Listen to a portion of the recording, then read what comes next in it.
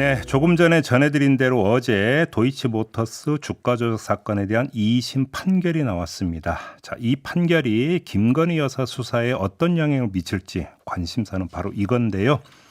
자, 이 주가 조작 사건을 아주 끈질기게 추적 보도해왔던 기자를 스튜디오로 모셨습니다. 시민보 뉴스타파 기자인데요. 관련 이야기 나눠보겠습니다. 어서 오세요. 네, 안녕하세요. 일단 어제 판결을 좀 총평해 주신다면. 네, 일단은 사실은 2심 재판을 이제 지켜보면서 중간에 이제 핵심적인 피고인이 진술을 뒤집은 게 있었어요. 그래요? 예, 그 토로스증권의 김모 지점장이 1심에서는 본인의 주가 조작 혐의를 인정을 했었거든요. 그래서 이 사람의 진술과 이 사람이 제출한 증거에 의해서 검찰이 많이 의존을 했는데 예. 2심에서 이 사람이 갑자기 입장을 바꿔서 자신의 무죄를 주장하기 시작했거든요. 그래서 그래요? 사실은 2심에서 이게 혹시나 뒤집어지는 건 아닐까라는 생각도 했는데 오히려 이제 형량은 더 올라갔지 않습니까? 네. 그런 면에서는 어제 2심 재판부가 그런 그 진술 번복에 휘둘리지 않고 판단을 잘한 건 아닌가 이런 생각이 들었습니다. 근데 이제 그 대다수의 어떤 진단은 예. 그 전주 손모 씨, 예. 손모 씨의 그러니까 유죄 판결이 김건희 여사 수사에 어떤 영향을 미칠 것이냐. 예. 핵심은 이거다라고 일단 진단하는데 동의하시고요. 예, 그렇습니다. 그러면 좀 예. 하나하나 좀 짚어보죠. 일단 손모 씨에게 유죄가 인정이 됐다. 핵심 내용이 어떻게 되는 겁니까? 이거죠. 그러니까 손모 씨 같은 경우는 1심에서 공동 정범으로 기소가 됐습니다. 그래서 이 사람의 행위에 대해서 1심 법원이 판단을 했는데 그 판단의 내용이 손 씨가 주가 조작 작전을 인지할 수 있었던 것으로 보인다. 인지할 수 있었다. 예, 다만 공동 정범으로서 가담한 것인지는 확실치 않다. 이렇게 얘기를 했거든요. 주가 조작을 하고 있는 건 알았지만 예. 본인이 적극적으로 거기에 뛰어들었느냐 아니냐. 작전 세력의 일원으로서 가담했는지는 확실치 않다 해서 이 사람에 대해서 무죄를 내렸어요. 네. 그러니까 2심에서 이 손모 씨는 어떻게 주장을 했냐면 1심의 판단을 당연히 유지해달라고 주장을 했고 그러면서 이제 하는 얘기가 나는 내가 돈 벌려고 내가 주식 잘해서 돈 벌려고 그냥 이거 열심히 한 것뿐이지 이 주가 조작 세력과는 아무 관계가 없다라고 주장을 했어요. 근데 여기에 예. 대해서 검찰이 1심 판결문 보면 당신은 이 작전을 인지할 수 있었던 것으로 보이는데 그렇다면 당신에게는 방조 혐의가 적용될 수 있다. 네. 라고 해서 공소장을 변경을 한 겁니다. 예. 그러니까 공범이라는 그 공소 사실 하나를 그대로 두고 이제 그 예비적인 공소 사실로 주가 조작 방조 혐의를 추가를 한 거예요. 그래서 이제 이것을 2심 법원이 인정을 하게 된 것이죠. 네. 그러면 손모 씨는 그때 그러면 주가 조작이 이루어질 때 어떤 행위를 했던 겁니까? 그때? 일단은 그 주식을 엄청나게 샀죠. 네. 한 도이치모터스만 한 75억 원어치를 샀고요. 네.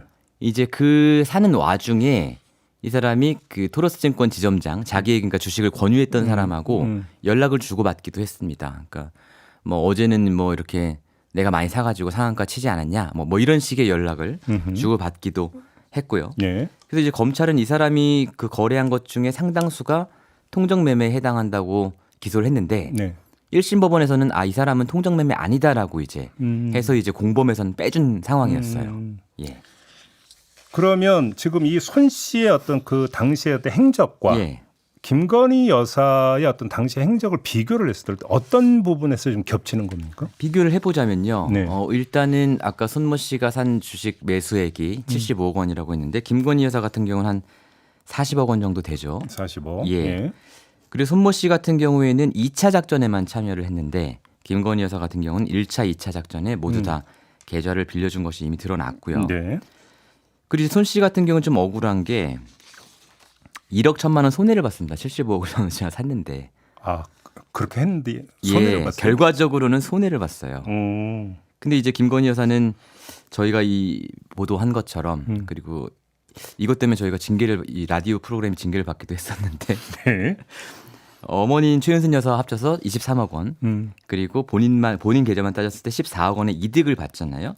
이런 점에서 다르고 어제 재판부가 또 이 사람이 방조 혐의가 인정된다고 얘기한 여러 근거들이 있어요. 예. 첫 번째는 주식 매매 패턴이 이 사람은 다른 주식도 그동안 매매를 해왔지만 도이치모터스 주식 매매는 패턴이 다르다. 이렇게 많은 양의 주식을 한꺼번에 사고 이런 것들은 좀 의심스럽다. 예. 그리고 주가 조작 세력들과 돈 거래를 음. 했다라는 부분도 지적을 했습니다. 근데 이걸 이제 김건희 여사한테 비교해 보면 김건희 여사 역시 이 작전 시기에 도이치모터스 주식을 거래한 것이 그 전에 거래와는 패턴이 많이 달랐습니다.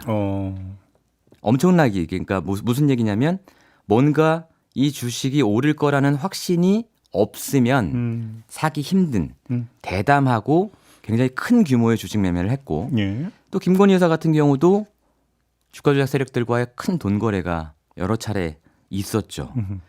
그렇기 때문에 손모 씨와 이 김모 씨를 비교해 볼 경우에 사실은 김건희 여사의 가담 정도가 더 높아 보인다. 오히려. 예, 높아 보인다라는 것입니다. 근데 보통 이제 방조라고 하는 것은 예. 일반적으로는 어떤 일이 벌어지고 있는 건지 알고 있음에도 그렇죠. 아무 그 조치를 취하지 않을 경우를 방조라고 하는 거잖아요. 예. 따라서 방조 혐의의 전제는 주가 조작이 지금 벌어지고 있다라고 하는 사실을 인지하고 있어야 된다는 것 그렇습니다. 하나. 예, 그리고 여기서 이제 그 하위 부분에서 이제 지금 그러니까 나오고 있는 게 서로 긴밀하게 연락을 주고받았느냐 안 받았느냐. 그렇죠. 요 두 가지를 얘기를 하더라고요. 예, 그러니까 그럼 그렇습니다. 김건희 여사 부분에서 요 두 가지 점을 대입을 한다면 어떤 결론이 나올 수 있는 겁니까? 일단 첫 번째로는 그 김건희 여사가 주가 조작 세력과 연락을 주고 받았죠.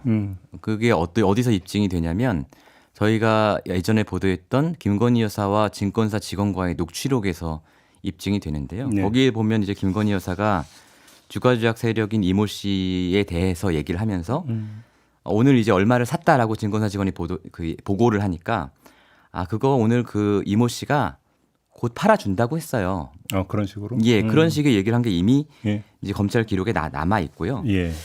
그리고 이제 두 번째로는 이제 이번에 방조 혐의 유죄받은 손 씨 같은 경우에는 토로스증권 지점장 김모 씨하고 연락을 주고받은 게 이제 검찰에 적발이 된 거예요. 왜냐하면 김모 지점장이 자기의 핸드폰을 제출했기 때문에 과거 핸드폰을. 근데 이제 김건희 여사 같은 경우에는 이 사건 수사가 2020년 4월에 이제 고발이 됐음에도 불구하고 수사 자체는 한 1년 뒤에 시작이 되지 않습니까? 그리고 김건희 여사가 주로 연락을 주고받은 사람은 권오수 회장이란 말이에요. 네. 그런데 두 사람 간의 연락 관계를 검찰이 이 초기에 수사를 1, 2년 미루면서 대단히 많은 인멸되었을 가능성이 매우 높다.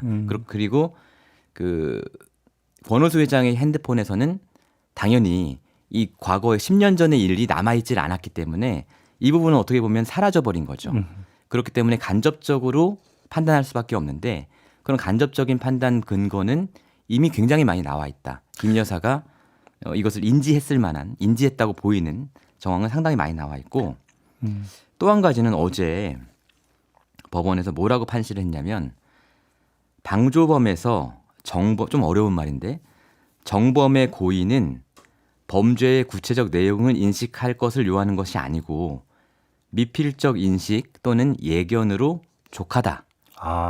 꼭 인식은 확인까지 할 필요도 없다 이런 그렇습니다. 얘기네요. 이게 이제 대법원 판례를 이제 인용한 것인데요. 네. 이 판례 자체가 2022년에 나온 판례더라고요. 굉장히 새로운 판례인데, 그러니까 이제 어제 그 법원이 인용한 판례를 보면 김건희 여사는 이게 쉽게 하면 확실하게 확인까지 할 필요도 없다. 주가 조작이 그렇죠. 되는지 안 되는지 확인까지 할 필요도 없고. 그렇습니다. 느낌상 이거 좀 이상한데 네. 정도만 됐어도 방조가 성립이 된다. 그 얘기죠. 그렇습니다. 예. 그래요. 그런 얘기가 있었습니다. 그러면 어제 판결이 나오자마자 예. 이제 한쪽에서 어떤 주장을 했냐면 예. 손 씨와 김건희 여사가 꼭 같다고 볼 수도 없는 게 손 예. 씨는 주가 조작이 진행되고 있음을 알았지만 김건희 여사가 예. 알았다는 뭐 아무것도 없지 않느냐. 예. 다를 수 있다. 예. 이런 주장이 나오는데 그렇게 볼 수 없다라는 말씀이시죠. 그러니까 손 씨 같은 경우도 예. 확실히 주가 조작을 알았다고 할 만한 또 증거는 없어요. 그냥 그 도이치모터 주식에 대한 매매에 관한 얘기를 하면서 네. 왜 안 올라가냐 뭐 이렇게 따지거나 뭐 내가 해서 올렸다라는 이런 식의 얘기만 했을 뿐이에요. 네. 그렇기 때문에 손 씨도 사실은 그렇게 말하면 억울한 것이고요. 아까 말씀드린 것처럼 손 씨는 손해를 봤는데 김건희 여사는 큰 이득을 봤다라든지 네. 주가 조작 세력과의 돈 거래가 둘 다 있었다든지 주식 매매 거래 패턴이 평소와 크게 달랐다든지 이런 점을 보면 오히려 비슷한 점이 더 많고요. 네.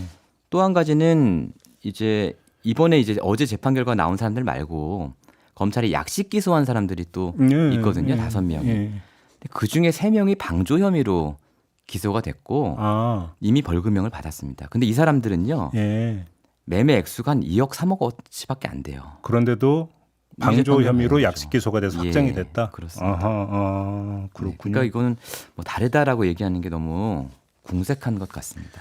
우리 시민보 기자가 이제 계속 이제 쭉 그러니까 파오셨으니까 검찰 수사로 좀 한번 좀 그 질문을 드려보고 싶은데 일반적으로 알려진 것은 사실 조사는 거의 끝났고 다만 법리 적용의 문제만 남아 있는데 2심 판결을 기다리고 있었다. 이렇게 알려져 있었잖아요. 지금 심 기자도 그렇게 파악하고 계신지 아니면 어제 판결로 인해서 검찰이 또 이른바 보강 수사가 필요하다고 혹시 나설 여지가 있는지 어떻게 전망을 하십니까? 그건 사실은 검찰 내부의 어떤 그런 역관계라고 할까요?